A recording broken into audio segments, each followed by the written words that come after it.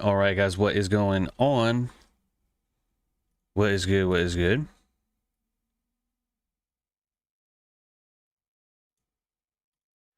Welcome to Market Maker Monday, dog. Welcome. Members only chat today. Members only chat today. Wow. But yeah, what's good, man? What did you guys do this weekend? Did you guys have a good weekend? Did you study? Did you learn something? Did you read? Like what did you do?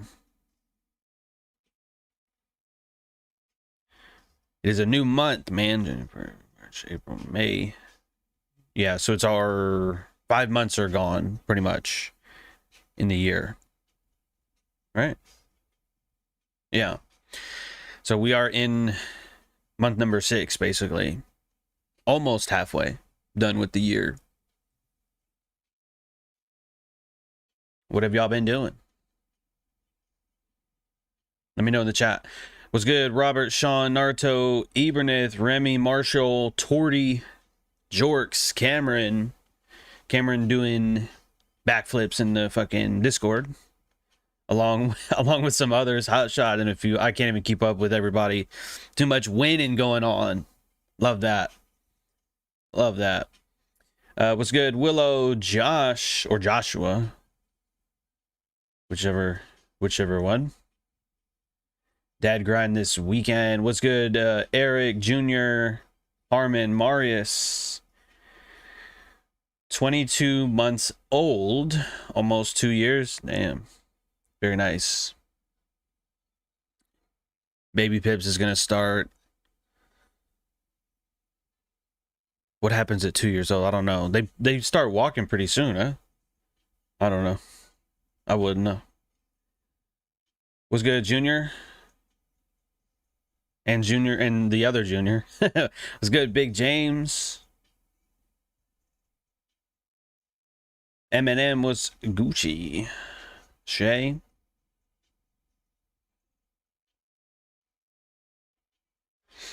Backtesting as usual. It's crazy how much you can learn if you stay on it. Yeah.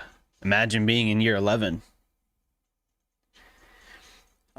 You guys have been here for a couple years. I think my longest term students probably like 4 years, maybe 5. Maybe. There might be a couple. But if you're in year 2 or year 3, maybe even in year 1, imagine where you're going to be at in year 11. You know what I mean? In year 11. Possibilities are endless, my friends. About to get him his first 50K combine. Yeah. Dude, like, man, I'm telling you, Apex had that 90% off sale this weekend.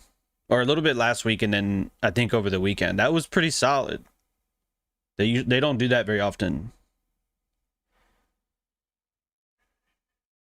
Hotshot's been here for 2 months. I feel like it's been longer than that. But whatever the case. Feel like I need to fast. Oh, shit. Oh. What's up, Big James? You've been reading The Disciplined Trader. GOAT book, man. GOAT book. Yeah, Willow, 4 to 5. Between 4 and 5 years, yeah. So you should know a lot by now. You should know an absolute shit ton by now. So, anyway, earlier in the Discord, at 10:53, so that was probably near the high, to be honest with you. But at 10:53, I said, will Dow catch up? We traded back lower into this imbalance again. I typically don't like that. I usually despise that. It's lunch, so are you really that surprised? I'm not. Then, so in the first couple of minutes of this YouTube live stream, we did end up getting a new high here, right? But I don't think we're done. I think we're headed for 250. 42,250. I think we're headed for that. So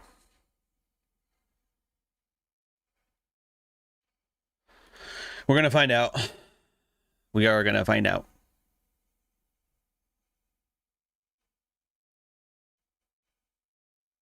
I agree, Willow. That's the hardest part, man. Self-control, discipline. I forgot what the other word I was looking for. But yeah, basically discipline, self-control. That's one of the hardest parts. It's hard, man, because we're all, you know, born with human nature. You know what I mean? We're born with inherent selfishness and anger and envy and stuff like that, and a bunch of other negative emotions that over time we have to learn to overcome that, or at least mitigate it as much as possible, you know? And that's hard because it quite literally goes against your very nature. It's kind of like getting a cat not to sleep or trying to get a dog not to bark. It's just good luck, you know? Oh, Powell speaking soon?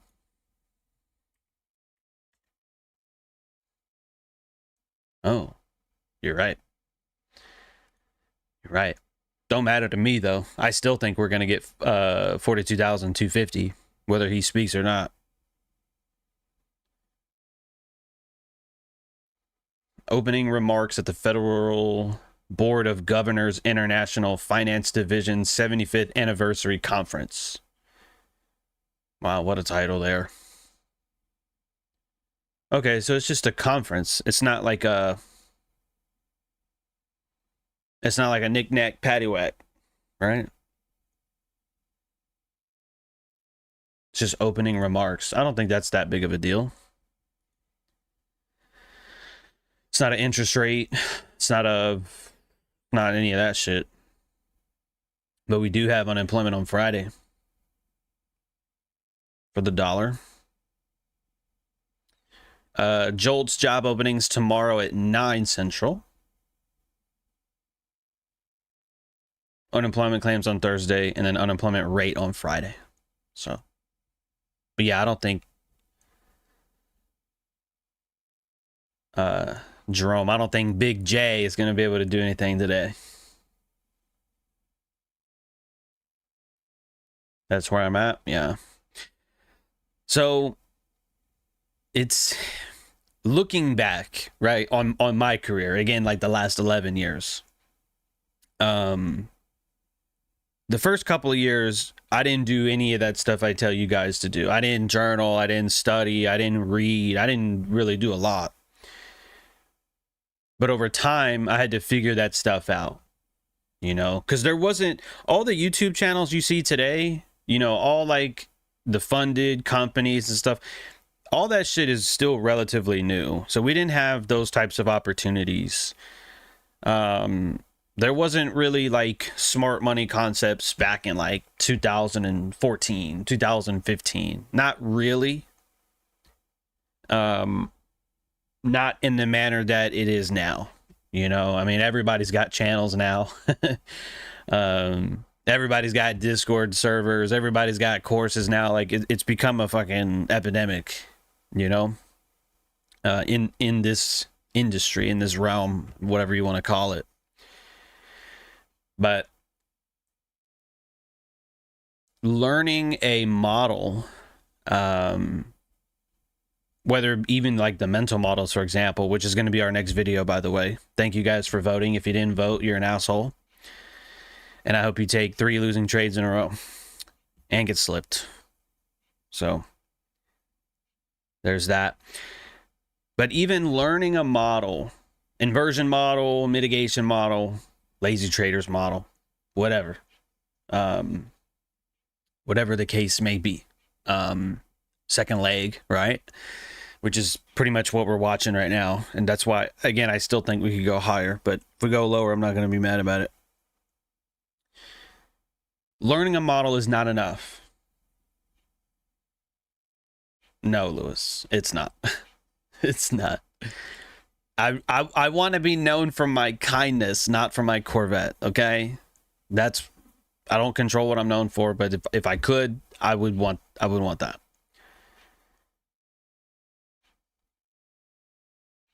What was I saying? Oh yeah. Learning a model is not enough. Just like with the successful traders trio, it requires all three, right? The strategy, you could throw a trading model under the category of strategy, right? You need your risk management, and then you need the psychological skills to implement the previous two. So coming back to what we're talking about, Willow, you know, we're fighting against our own human nature. We want to hold trades for more because we're greedy. We want to go break even fast because we're adverse to risk, or, you know, we don't want to take a loss, or, you know, we might be fighting ego in that regard. So, I mean, literally, I have a mindset masterclass on this. We cover all that stuff: fear of missing out, over leveraging, over trading, taking random trades, revenge trading, forcing trades, emotional decisions, all that kind of stuff. Right? And there's a reason we have to go over all that. It's a bitch. It's to overcome, you know? Knowing about it is not enough. You know not to over leverage, you still do it. You know not to over trade, some of you still do it. You know to take partials at new highs or new lows, you don't fucking do it. And then you break even and wonder what happened. You know what I mean? Why do we continue to do that? We go against our own we go against what's best for us. Do you realize that? We do things that go against what is best for us. Felix, what are you talking about? Lewis has been taking notes and it's helped a lot. That's pin-worthy. That's pin-worthy. We got 60 viewers. At least one person takes notes around here. Shit. Finally. What's good, Brian? You can't take partials on a combine, right? You absolutely can. The only time you cannot take partials is if you're trading one contract. If you're trading futures, if you're trading one contract, yeah, you cannot partial that. But everything else, 2 contracts, 3, yeah, you can. You just close one or 2 contracts instead of all 3, or however many you have.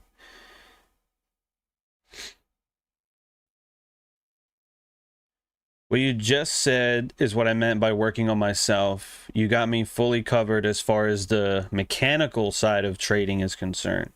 Oh yeah, bro. That's what I love the most. I love the mechanical stuff. You know what I love? Buying the little old lows, getting a sniper entry and shit. Oh, that's my favorite. That's the best shit, bro. To me. You know? And Will, you've been around long enough. You know what I've been teaching the last couple years. I didn't really cover a lot back then. I didn't cover a lot of the mindset side and the discipline and the journaling and stuff like that. I really didn't. I think it's, I mean, I'm in the same boat as you guys. I think it's boring personally. So, imagine building a lesson plan and then, talking to you guys about it. It's not my favorite. I don't like doing it, but I do it anyway. Because I know it should benefit everybody.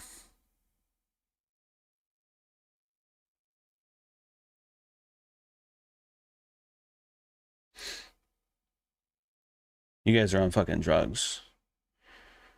Market Maker Monday. Oh, it says Friday.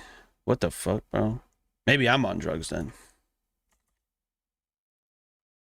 Willow, what did you send me in the mail, bro? What do you got me smoking, Willow? Market Maker Monday. Okay, cool. Jeez. I didn't notice. I was trying to hurry up and start the stream on time. Hey, Willow, don't ever send me whatever you sent me, dog. It's got me stupid.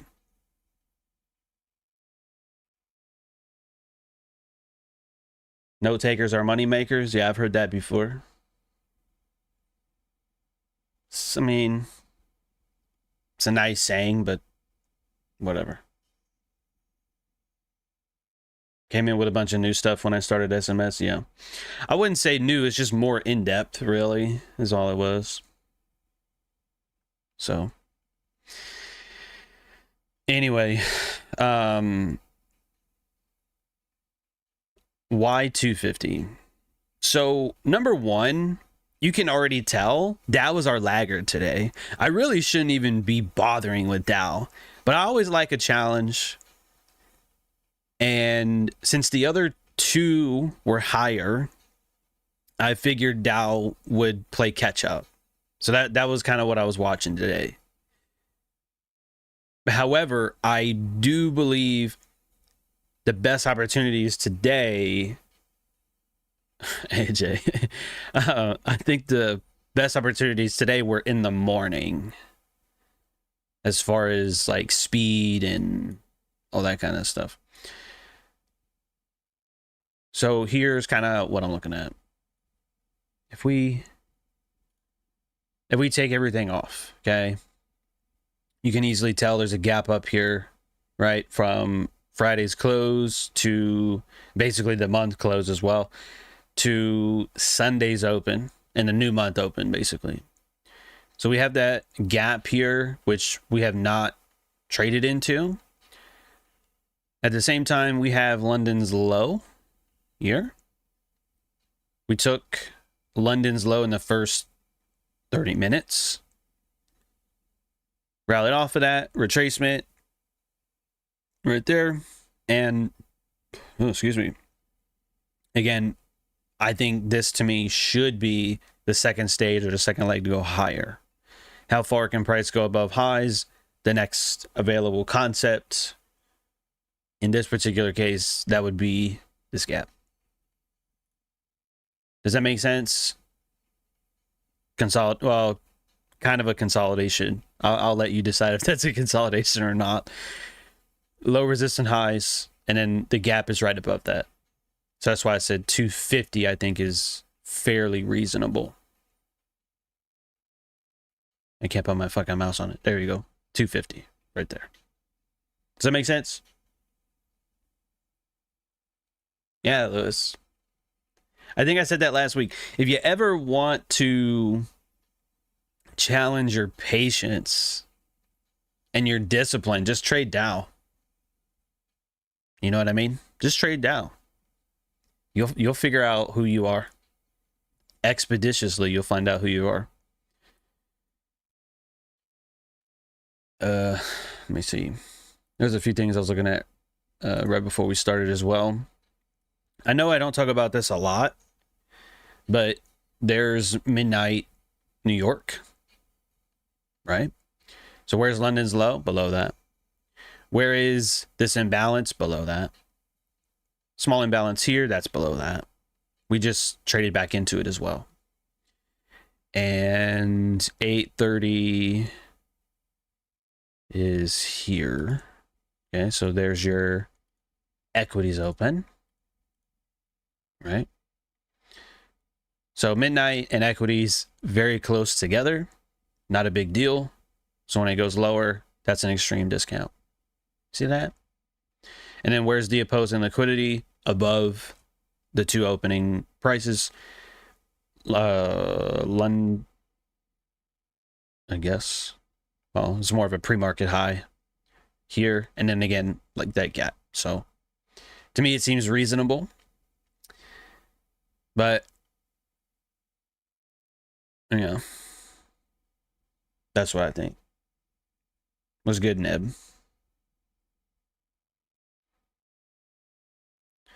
But I could be wrong. All right. So I got the alert there already. That hit in the first couple minutes of the stream before I even hopped on here. That's still, I have two alerts left. 42, 226. That's the highest one. And then 42, 238 as the low end of the gap. So we'll have to see. Okay. Now, what would go against that idea? Could I be wrong? Absolutely. I could be wrong. If I was wrong, why would I be? Well, take a look at NQ. NQ this morning, equities open is here. Ran higher. That same movement here was trash. That's a yikes. Which is kind of funny. But anyway, that run higher took out Friday's high. Then we got a reversal down to, I think some of you posted these already. These lows here. Hitting that. So that I feel like was pretty decent. I wasn't up for that. I should have been, but I was like, you know what? It's Monday. I don't know. I'll be chilling. Shouldn't have done that. I shouldn't have done that, but I did anyway. And if anything, I would have considered these lows. Unless that is the one y'all marked up and I just missed it because I only briefly looked at the Discord earlier today. That is nasty because this right here, best trades, bro. Best trades. I'm telling you. And I'm glad some of y'all got this. Look at that. I mean, you had everything you need here. You had what? An inversion, right? Because again, let's go back over to Friday for a second. Friday's high, 21,433.5. Right? Look at that.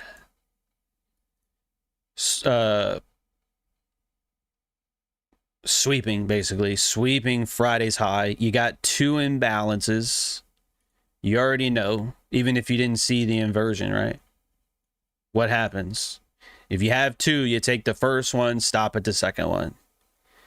I mean, this was absolutely brilliant, right? Aiming for what? At a minimum, a new low is right there. An imbalance below that. That to me would easily be a partial. I know that's not a lot, but to me, that's still a partial. And then holding potentially for those lows right there. That's nasty. That's nasty, bro.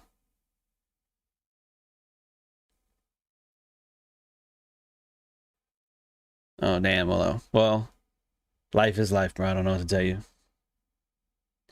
I do not know what to tell you. Inversion model, right? Down to the lows. Honestly, this could be a really, really short-term sell model. Original consolidation. We don't get accumulation or really any reaccumulation. We go from original consolidation to manipulation in the sense. So low risk short, first leg, second leg. You see that? Now that honestly, that would probably be better seen on a 15-second. I normally try not to teach the public about 15-second charts because most people just aren't going to trade that. But you know, it's still there. And the 1 minute, the 15-second is going to give you a lot more information because there's a lot more candles. You know what I mean? And it makes more sense looking at it this way than it does on just the 1 minute. Because like if the time frame, if you didn't know what the time frame was, you really probably couldn't tell if this was a 15-second or a 1 minute or a 5 minute. Maybe. But there's your original consolidation, right? You could say that was accumulation here. I could see that. And then again, low risk short. We trade lower, imbalance there. First leg, second leg. And you're done by 9 o'clock. Right? You're done. Let me see something. 8:50 to 9:10 is right there. So there is your 9 o'clock macro. See that? Look at that. Look how crispy and clean that is, bro. That's beautiful. I agree, Willow. I agree. So one of you said earlier, I think in the let me check the Discord. I think it was Brian. You said you had a problem seeing shorts. The only time I like shorting indices is when they have this. Either equal lows or low resistant lows. Sometimes I'll target London's low, sure. But more times than not, if I'm shorting, like if I'm bullish on a higher time frame and I'm going to short intraday, I'm not going to hold the shorts. And I'm going to look for stuff like that. Now, again, sometimes I'll try and see if I can tag London's low. But Nasdaq showed the most strength today. And that's not the leader. Okay. The strongest asset is probably not going to run the lowest low. You realize that? Which one will, though? Dow. Dow. Right? There's London's low. Dow ran for that. That by itself is not a problem. It's not an issue. You just got to know if you're going to long the indices, it's usually best to long the leader, not the laggard. But you can still trade it. I do it. You just have to have the right expectations. Okay? So there's your inversion model the other way. Right? So there was Nasdaq had the inversion model for shorts down to the lows. Dow today had the inversion model here for longs up to these highs. We just haven't traded into that yet. And if you remember from Friday's conversation, the hazards of trading laggards, this is one of them, right? Imagine being in from down here and you're up immediately, right? Over the next 20, 30 minutes. It's like, oh yeah, we're about to hit TP, and then it doesn't. And now it's just dancing within the range. That's frustrating. And this is why I don't, what it's doing now is exactly why I don't like trading laggards. Does that make sense, everybody? The only, I was going to say we didn't have a high. We didn't have a new high to partial, but on the 1 minute we do. It's right here. It's right there. Imbalance just above it. So this to me would have been a good partial, right? In at the inversion, stop at the low, or maybe this low, right? And then that would be a partial. Seeing that, I probably would have waited to see if we got that. This run here below the lows and then rallied off of that, I probably would have went break even at this low. And I would be a little bit frustrated, saying, all right, Dow, are you going to run the highs or not? If you're going to do it, you know?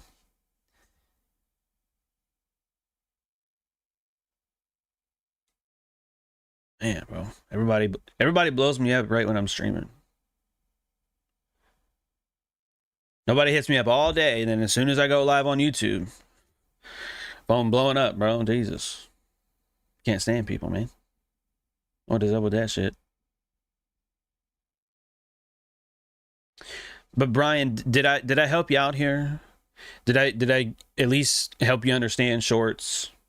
I only am gonna short indices. Well, it's probably, I guess, really it's with currencies too. It's with all of it. I'm only going to short if there is equal lows or low resistant lows.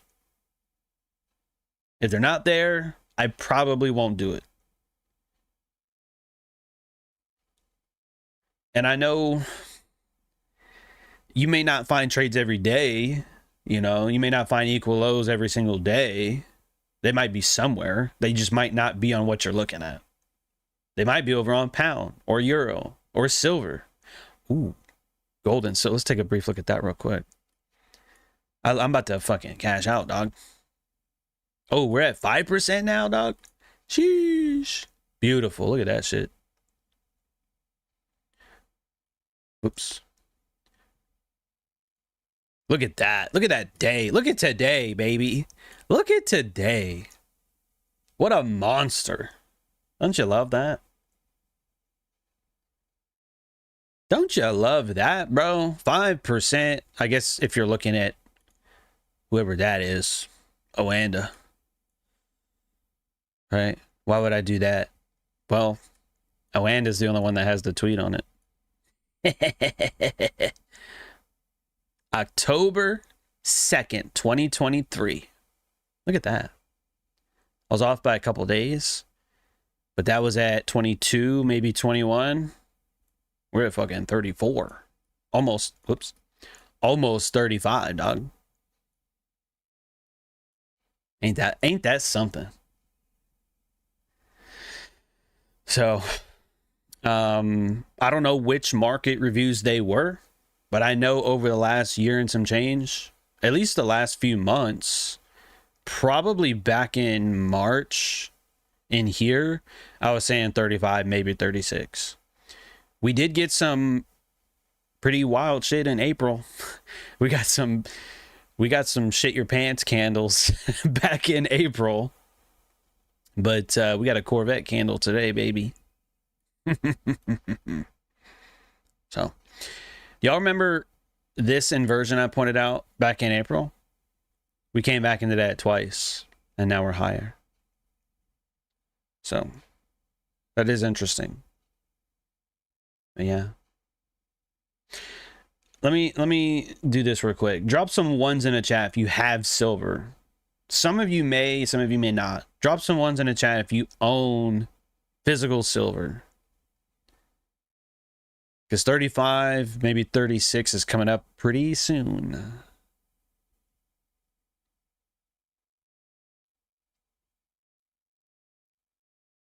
Not a lot, but some. Hey, some is better than none. Some is better than none. But what was the point of coming over to silver besides bragging? I don't know. I think we were talking about lows, weren't we? Like equal lows or something. Boom. See that? Now, I didn't trade that. Not really. Because I can trade silver futures or gold futures, sure. But I only stick to like 1 minute, 5 minute time frames with that. Silver and gold futures are not something you want to, like, I guess, trade based on the daily. If you take drawdown, bro, especially like on NQ, oh my God, you take drawdown on NQ, bro, you're cooked. You go make lunch, you go make a sandwich and come back and you're fucking down like $2 grand. Bro, futures will rip you a new one, and gold and silver are one of them. But anyway, the point was, that's what I'm aiming for. Even like on small time frames. That's the only way I would short. Okay. And I may not even find a lot as an example. Well, there's some over here, like those. See that? I could short something like that, sure. But, or short down to something like that, sure. But something like that didn't even give a setup that I would have wanted. But that's all I'm saying. That's all the point is the only time I'm shorting indices is with equal lows or equal highs. Or sorry, I'm not going to short with equal highs. Equal lows or low resistant lows. Sorry. Okay. What else you guys got, man? What else you guys got for today?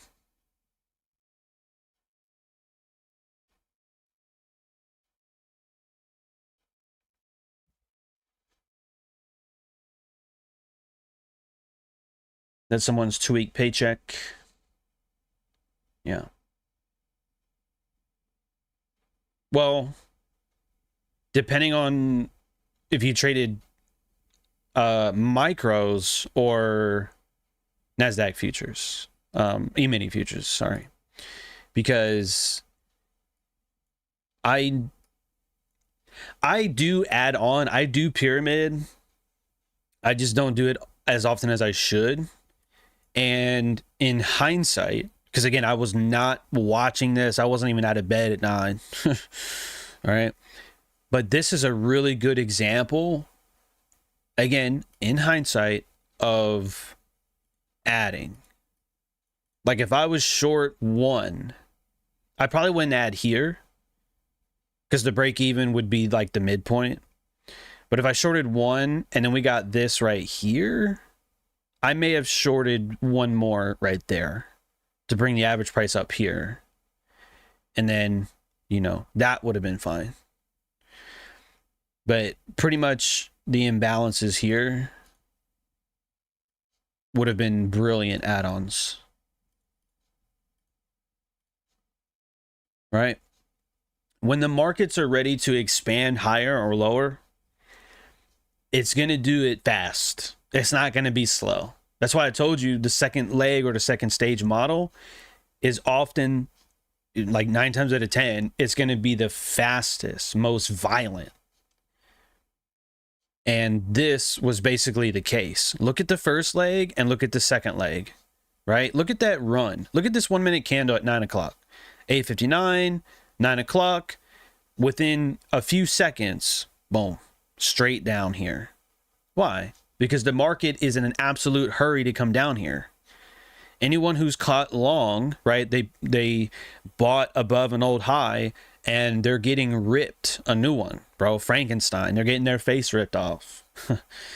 The market is going to be quick to punish those traders, or for anyone who's long who has stops down here, they're going to try and run it lower fast because they don't want those traders to move their positions or adjust their positions, right? And so that, I think, is a worthy add-on. This, in hindsight, that is, but I probably would have waited for this one. And I only say that because of the of my 50% policy, right? Waiting for the cross of 50%, you got that here. And then this is basically the premium end of the discount because it's between 75, well, I guess depending on how you measure it, it's between these two price points, basically halfway and this price point here. So that would be one more to go lower. And I think I told you guys, out of the 2 funded accounts that I have with Top Step, I didn't do this on the second one. I did do that on the first one. It was a ES short, E-mini. And then I added one more just like this before the run. And that adds so much more. You know what I mean? Like it's one thing to go fast, right? And it's another thing to put the pedal to the metal. You know what I mean? And just like in real life, you do not go pedal to the metal every time you get in the car. Out of the driveway, out of the neighborhood, you know, onto like a side road, then onto the highway. And if it's clear, maybe, right? And this is not advice by any means, but maybe I can floor it. Maybe. And that's a big, big, big maybe. All right. And in trading, it's the same way. You don't pedal to the metal. Well, for most traders, I wouldn't recommend to do this. You don't pedal to the metal up here. It means you don't over leverage here. But if you're in at a good position and then you get a chance to add on, that's like pressing the gas even more to go lower. And yes, that exponentially grows the account. But why do I not talk about that more often? Well, John, man, that seems to be fucking great. It is. But it involves multiple parts because you got to have a good trade and you got to know when to add on, because what I would hate to see is you take a good trade and then you add on, and you add on at the wrong time or like the wrong price, and then it comes back on you to get you break even, and then it goes lower. So it's like, well, damn, you had a good trade and then you mismanaged the later half, you mismanaged the pyramid, or just straight up got it wrong, and then ended up breaking even and missing out on like the really good gains. So does that make sense though? I know for a fact, I talked about that in the Market Maker Models Masterclass, and that's one of the laws too, the law of the pyramid. I forget what the number was and what the first part was, but it was the law of the pyramid or something. And I showed you like that you can add on the way up without increasing risk. And that's kind of like what that is here. But again, it's such a advanced way of doing things. I do not recommend beginners to try and do that. Once you know what you're doing, okay? If you're in on low risk shorts or first stage distribution, you can add on the second stage of distribution. Okay? So how's that for a clip? Do you like that? Original positions near 25 or above it, adding on later. Okay? Low risk shorts or first stage, fine. Second stage or the second leg for me is add-ons. Does that make sense? Because like maybe you missed it, See this? Yeah, chat, I can get so fucking advanced, you would shit yourself. Okay? And I don't say that to be like an asshole, but say you saw that imbalance here. Okay? And then price drops lower and you go, oh shit, I missed it. What do you think that is right there? What do you think that is? Those 3 up candles here, market hits that imbalance, trades lower through the up candles right there. And then what do they happen to do right here? Okay, look at price. Don't think it's me. It's not me. It's never me. Okay? It's just price. Look at it. What does it happen to do? Trades back up and gives another opportunity to short twice. That's a whole 2-minute window. That's 120 seconds. That's enough time to look at it, put the order in, and press the button. That's enough time. You didn't have to get this. You could have got that. And then guess what? Adding on to that, you may be a little skeptical. Oh man, the market's already traded a lot lower. But you know what happens? Okay, in futures trading. Yeah, I'm gonna just leave it at that. If you traded one contract, okay, up here at 425, 420 level, can't escape it, right? If you traded one short right there, and then you added one at these up candles, your average price is here. Okay? Why does that happen? Because in the US, your position averages. Okay? If you do this in a demo, you will see it. If you do this on the TradingView paper, you'll see it. Just take a trade, wait a few minutes, and take another one. And you'll see it.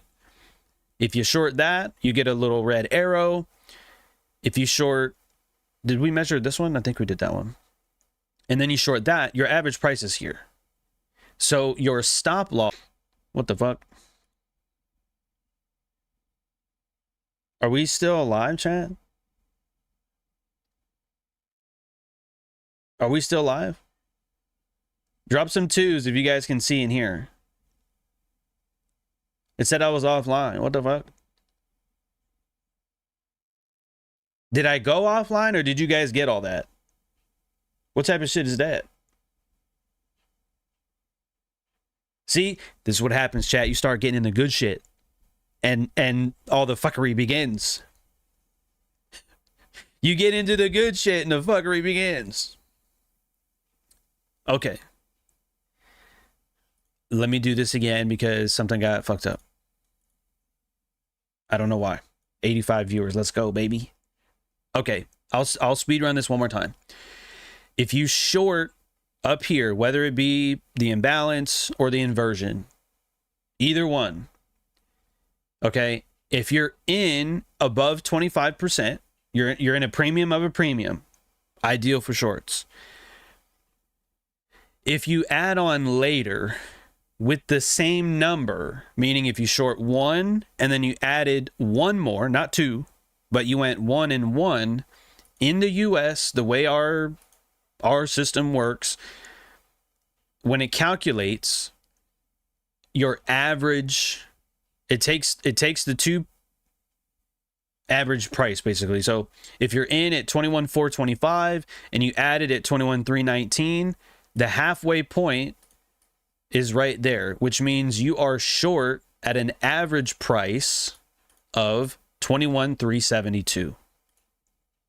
Okay? Do you see how I got that? We're not doing elite college level mathematics. Okay?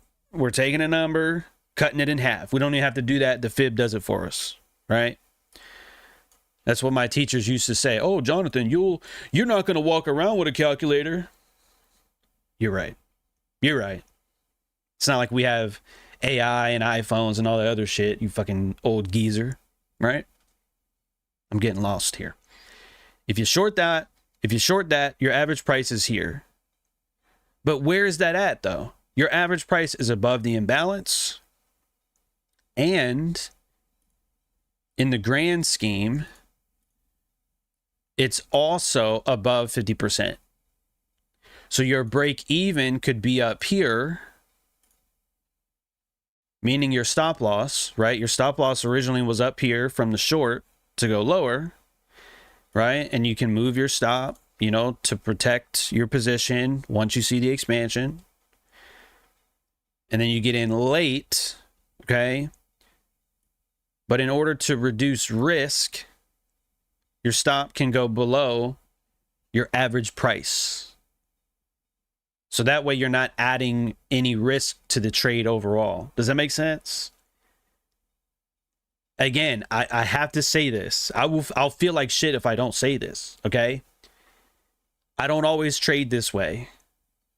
And it's usually better to go in with like, let's say 2 contracts and then add 1 later. Because then your average price is a little bit more towards like up here. And your stop loss can go up here. So the market really has to come back for your stop. And in this morning's case, if you have a market maker sell model and it's already crossed 50%, yeah, it could come back above 50%, but it's respecting, right, bearish concepts. So boom. And then I would exit everything at the low. I wouldn't wait for London's low. I would just exit everything here and then walk away. Okay? Again, this is how you can exponentially grow your account. You add to winning trades, but most people don't know how to add to winning trades. They don't know how. And even myself, sometimes I fuck it up too. Sometimes I'll add to a winner and then it'll come out and break me even, and I just simply get it wrong. There has to be a lot to go right in order for that to happen. It's like dominoes. This would have to be the low risk short. This would have to be the second leg of distribution. The market would have to be bearish enough to run the lows. Does that make sense? But there's a reason I kept this up here the whole time. That macro, 850 to 910, that's an important time window, right? So maybe adding during a macro would help. Possibly. I don't know. Okay. But anyway, that's it. That's all I got for you today. We left behind some clean lows. If we do end up trading lower, I could see that as, I guess, internal raise liquidity. Nasdaq's our strongest index today, so if you're going to do that, be careful, because I would not. Let me look at ES real quick.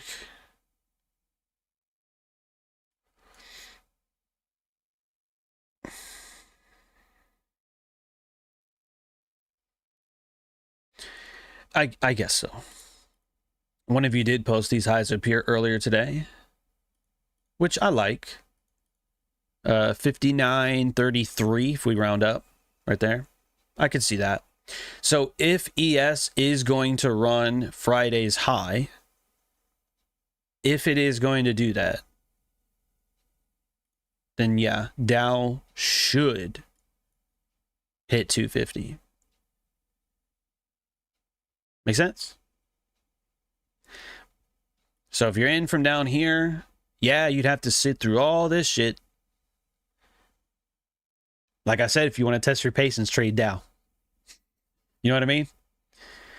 Don't write this down, but in my head, I'm thinking, if you want to make money, trade Nasdaq. If you want to test your patience, trade Dow. So, don't quote me though, but that's what I'm always thinking. You want to make money, John? Fucking trade Nasdaq. If you want to bullshit around and like really struggle to make money, go trade Dow. So, that's what I'm gonna leave you with.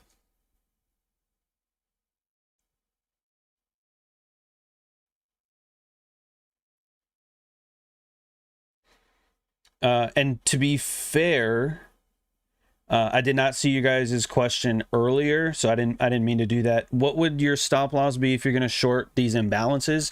Either at the high, shorting, yeah. Okay, if I'm going to short an imbalance, it's either going to go, let me just show you, it's fucking easier to show you than it is to tell you. Okay, here's the last thing and then we'll close it. You have different options here. If I'm shorting this inversion or this imbalance, my stop would either go to the high end of the first imbalance, because remember we have two. It would either go to 21,446 or it would go to the high. Okay? It would go to one of those two places. Either the high end of the inversion, which is the high end of the first imbalance, or the high. One of those two. Okay? And then entering only on macros, Felix, I think is a mistake. Because there's a lot of trades that happen that are outside of macros. If that makes sense. Because like 8, that's not 8. The 9 o'clock macro here, right? Ran the lows, and then I think one more low, right? Okay, beautiful. But remember, Dow was below London's low at this time. NQ was not. So we get the inversion model on Dow, and that same inversion is on Nasdaq right here, and that's at 910. So that's at like the end basically of that macro. Then we get another imbalance right here, right, for the reversal. And so to me, entering only during entering only during macros is fairly limiting, and I do see a lot of that on Twitter. But if you want to, then just go for it. If you only want to trade during macros, then just test it out and see what takes place. You know, Jordan D and I were supposed to be doing this macro exercise. I think he kind of I think we fell off on that, but again, it's to me, it's like only having one model is limiting. Only entering trades or only taking trades during macro times, to me, I feel is fairly limiting as well. So I wouldn't do it personally. Okay. Lewis, I don't know about Bitcoin. I haven't even looked at it. So where would your stop? This will be the last question, then we'll be done. Where would your stop loss be if you're going to add trades on the way lower? There were two imbalances where you showed to add on. If I'm adding late, my stop loss ideally goes below the break-even price. So it's an overall break-even. You can still place your stop in profit if you want to. It just depends. Do you want to give that trade room to breathe, or do you want to choke it? Now, more times than not, if you choke the trade, you're going to get out earlier than you probably should. So it just depends on what you're comfortable with. Okay?